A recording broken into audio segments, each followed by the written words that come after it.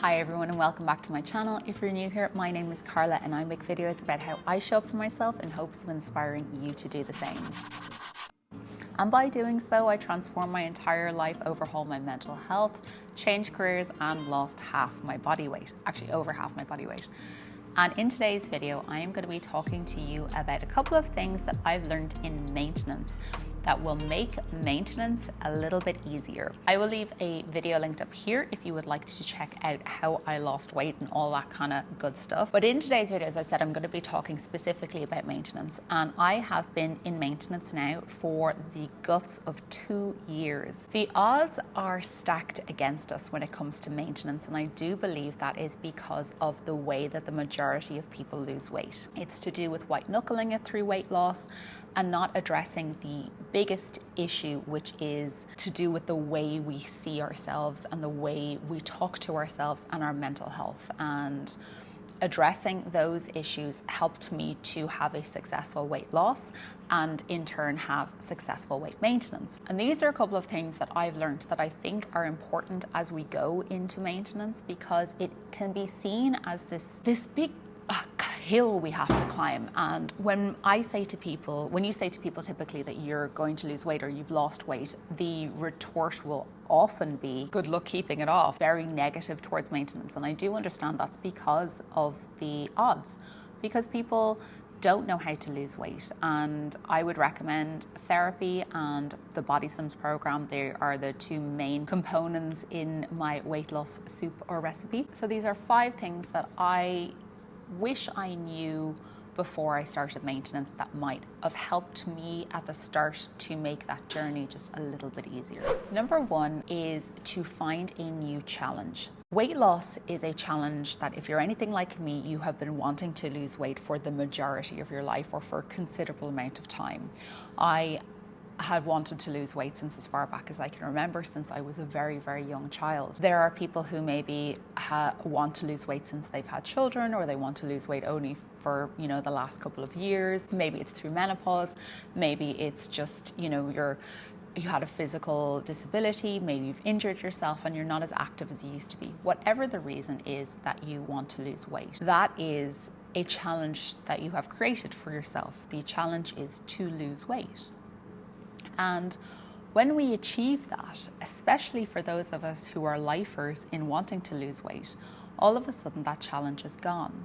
No matter how long it takes you to lose weight, whether it is a year, whether it's 5 years, no matter how long it is that it takes for you to achieve your weight loss, that is a very specific goal and challenge that you're working towards.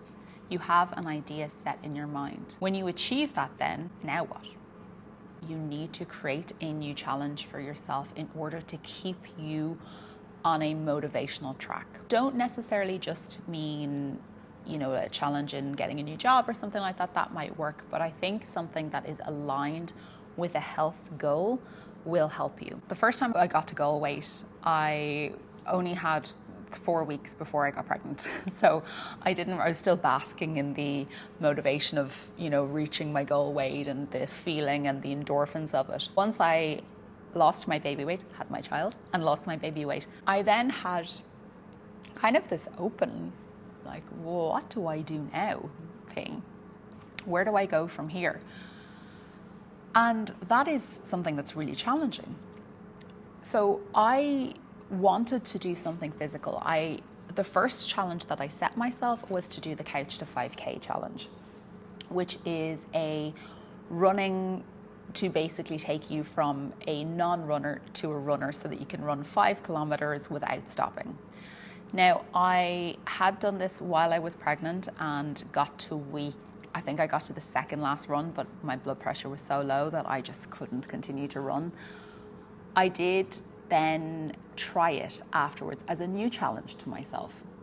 I figured I needed something, and this is something that my partner Vincent always spoke about, is that we need challenges in order to help us to continue on this path. And I thought this was going to be perfect for me until I injured myself. I think about week 3 or 4, I do have issues with my leg. I believe that they are to do with the wear and tear of living in a morbidly obese body for the majority of my life, and the lack of understanding as well of my physical abilities or the functionality and the overcompensation of a function in a different way to compensate for my weight, and how I had to learn to move differently. I'm bringing that into living life in a smaller body and not knowing how to manage this smaller body and how it worked, and not doing those things that were, helping me in the past. So for example, I got really bad shin splints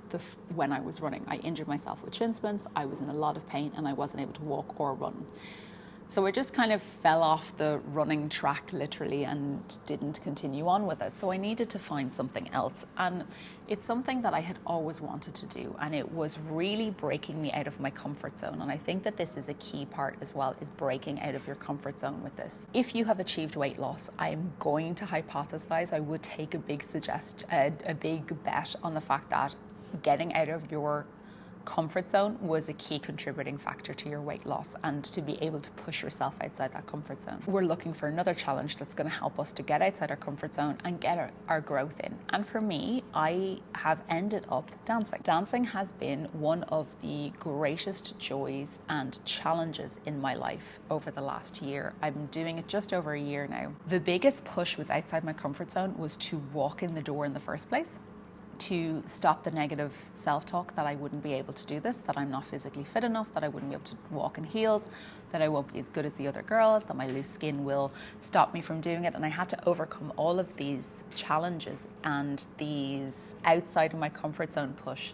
The very, very first day that I walked into dancing, I remember seeing one of the women, and she was wearing a thong and see-through pants and a bra, and I was like, I am in the wrong place. And now she is one of my closest friends. Hi, Kinga. To do that, to push myself outside my comfort zone and to walk into that class and to do it and to start and to be vulnerable enough to learn and to not be perfect at something instantly was a huge challenge for me. And that challenge was aligned with a fitness goal, because it was aligned in my overall fitness and mental well-being health, because it was something that I loved, that I enjoyed.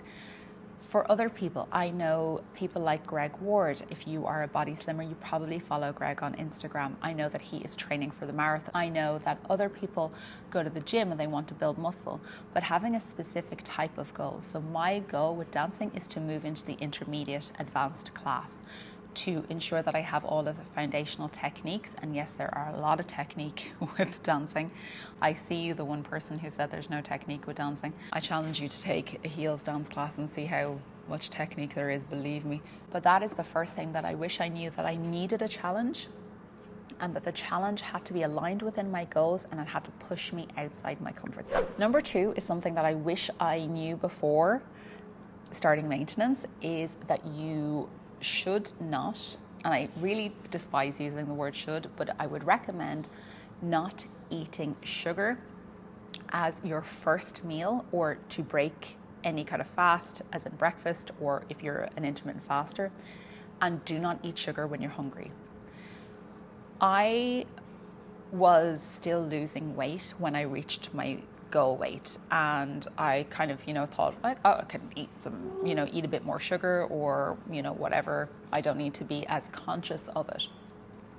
And there would be times then during the week or weekend typically where I would have something like a sweet brunch breakfast, or I would eat my porridge, but I would have something with sugar on top of it, like say some kind of fruit or a jam or something like that, or like a fancy peanut butter that had sugar in it. And what that did was then spike my blood sugar, and I would then reach for sugar all that day.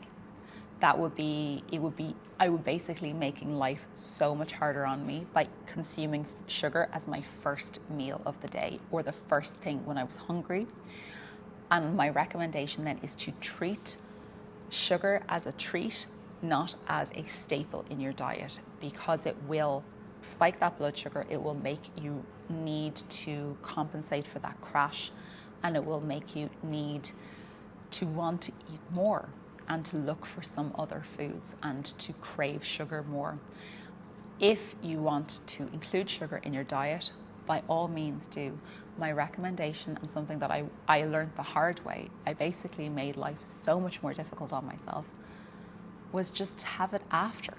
Have it with somebody, or have it, as part of a meal, not the whole meal. And in doing so, I had the other food to balance out my sugar levels, and I wasn't spiking my blood sugar and therefore having that massive crash later on, an hour, 2 hours down the road, and then finding it so difficult to not just consistently reach for sugar. Number 3 thing I wish I knew before I started maintenance was the importance of routine, and to keep a routine. Routine is the foundation. I think, is it automatic habits, where goals are nice, but it's the systems that you have in place that will get you to those goals. Most likely if you have got yourself to maintenance, and this also definitely counts for weight loss as well. You've probably implemented some kind of routine that has helped you to get to where you are. For me, my routines included my morning routine. My night routine set me up so I got all my clothes ready for the next morning. My walking clothes, they were down in the kitchen, so I was ready to change. My work clothes, if I was going out, if I was going to be out of the house, everything was ready and downstairs the night before. Going to bed at an earlier time, turning off my devices, sitting on my meditation, waking up in the morning, going out for my walk, coming back, having a shower, and then getting ready for the day. That was part of my routine. And if I was then to stop that routine as soon as I reached maintenance, that would have been really challenging for me. That would have taken me away from that goal mindset. Now we can replace that routine with something new, but if you are on a maintenance journey and it's week 1, you don't want to change everything automatically. You don't want to completely switch everything up and it just be brand new. I would recommend seeing if that routine still works for you in your maintenance life. Maybe you're introducing that new challenge into that part. But if you've ever done body sims, you know as well, Jared always says anchor to your walk. That was a contributing factor to my weight loss, and therefore it was going to need to be a contributing factor to my weight maintenance. And to remove that, I didn't need to go for as much of a walk every day, maybe, or I didn't need to go as hard as I did every day, but I still needed that routine, as opposed to going, okay, we're finished now, everything comes back in. Keep those routines that got you to that place and just adapt them now for your new life. Figure out what markers work for you in terms of where you are with your weight. This is something I wish I understood, and it's actually taken me 2 years nearly to understand this. Clothes as a marker don't work for me. They do not work for me. What actually happens is if I feel like I am putting on a little bit of weight or something's tight, I feel stressed. And when I'm stressed, sometimes I can still reach for food because I'm human and these things are going to happen. I find that the markers of clothes just don't sit. That just doesn't work for me. So it's important that I find my own marker. And for me, the scales is the marker that works for me. I devalued the scale during my journey. I was able to learn to see the scales as just a piece of data. And by doing so, I can look at a scale now and understand, okay, I may be up 4 pounds, but what time of the month is it? What did I eat yesterday? Is that, yeah, okay, that makes sense. No bother on me. Whereas if I put clothes on and I feel like they're tight, it triggers a past reaction in me, which is when I used to be bigger and then I would put something on and things wouldn't fit, and it triggers that in me, and then I would avoid wearing those clothes. Even though they might fit the next day, I might just be a bit bloated or something like that. That triggered me, and so I didn't use my clothes as a measurement. For me, the scales worked. For you, it might be literal measurements. It might be actually taking your measurements with a tape measure. It might be doing an in-body assessment, where you can see your fat body percentage and your body fat percentage versus your muscle percentage, that kind of thing. I know that they're not 100% accurate. They give you an indicator or give you a set point, and then if you stand on it the next week, it'll go up or down or whatever it is. But finding what works for you as a management of your maintenance weight and how you're doing, as a management of your progress in maintenance. Find what works for you, because what works for you might not work for me, and vice versa. And then the final part is, this is something that's really important. we can reset whenever we need to. Just because you put on a little bit of weight does not negate the fact that you have lost that weight in the first place. My entire body composition has changed, specifically in the last year, between dancing a lot, because I have built so much muscle from dancing. I am so much stronger. Yes, I still have loose skin, but look at that. Look at that bad boy. And also carrying a toddler around with me, which is actually where that muscle has come from. Carrying a toddler with me constantly because he needs to be in his mama's arms means that I am building muscle. And there have been a worry with me that I was building fat constantly. You know, if I saw the scales going up, I'd be worried that I'd be building fat, but I know that it's muscle. If we put on weight, if we put on fat, if we do whatever it is, we need to know that we can reset. So for many people, when they are building muscle, they will carb cycle or they will diet cycle. So they will do a bulk phase and then they will do a weight loss phase, where they're literally need to bulk to put on weight, because you have to put on weight to put on muscle, and then they will lose the weight they've put on and that muscle will show more. That's kind of where I am at the moment. I am like building muscle and therefore, you know, looking a bit bigger, and then I will like drop it if I need to. And that's in a reset. Or if you just find that, you know, you've kind of lost the run of yourself at some points, which we all do, we can reset. We can reset at any point, and that does not negate the fact that we did lose that weight. That does not mean that we're going back to our old habits. And if we are, we can do a reset to catch it. And a reset for me, I always go for the 4 fundamentals of a reset. The first thing is water, making sure I'm getting at least 2 liters of water into me every single day. That's just a start. Then focusing on sleep, ensuring that I'm getting 7 to 8 hours of sleep every single night. It helps me to ensure that I am not exhausted. My hormones, my tired hormones are not kicking in and making me want to reach for food. The same with water, making sure that I'm hydrated, that I am not feeling hungry and when I'm actually thirsty. 4 is nutrition, and by nutrition don't mean like immediately going and starting like a calorie deficit again. It's just understanding and making sure that what I'm eating is food as fuel, as opposed to just treats and croissants and scones and, you know, all these things that you can eat in maintenance, but making sure that that's not becoming the majority of what I'm eating. Instead, kind of examining, going, okay, I need to just rein it back in again, make sure I'm eating the food that's still delicious, that I really like, but making sure it's more fuel-based as opposed to treat-based. And then number 4 is movement, some kind of movement. If you lost weight with body slims, anchor to your walk. If you're finding a new way to move yourself, it doesn't have to be the most strenuous thing. It's just getting some movement into you as part of a reset that makes you feel good. It's going to get those endorphins flowing and make you feel just that I find the better you treat yourself, the better you want to treat yourself. And I know that I feel better when I do those. And if I do those, it makes me want to do other things that make me feel better. Guys, that is the end of this video. I hope you've enjoyed it. I hope you don't hear the sound in the background too much. I hope it's been okay with the microphone. Thank you so much for watching. Let me know actually if you have any specific maintenance questions. Leave them down in the comments down below. Let me know if there's anything else you would like me to record around maintenance, or if you have any questions or any ideas or topics that you would like me to cover, because I know that maintenance can be this like mammoth thing, and I've been living it for 2 years, which is crazy to me. And, you know, I'm managing it pretty well. There are ups and downs, as there are with everything, but it is a journey, and I'm just going to continue on my life with it. And if you don't have any questions, leave me the scale emoji down below, or just leave me a couple of X's, whichever, just to say that you're here, that you watched it, and that you got to the end. And thank you so much for watching. I will be back with you again very shortly with a new video. In the meantime, please do not forget to show up for yourselves. Bye, guys.